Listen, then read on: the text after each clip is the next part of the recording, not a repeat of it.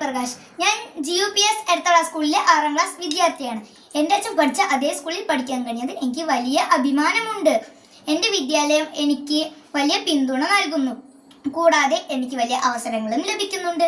2025-26 അധ്യയന വർഷത്തേക്കുള്ള നമ്മുടെ എടത്തള സ്കൂളിൻ്റെ അഡ്മിഷൻ ആരംഭിച്ചിരിക്കുന്നു. എല്ലാവരും എത്രയും പെട്ടെന്ന് നമ്മുടെ എടത്തള സ്കൂളിലേക്ക് വന്നു ചേരൂ.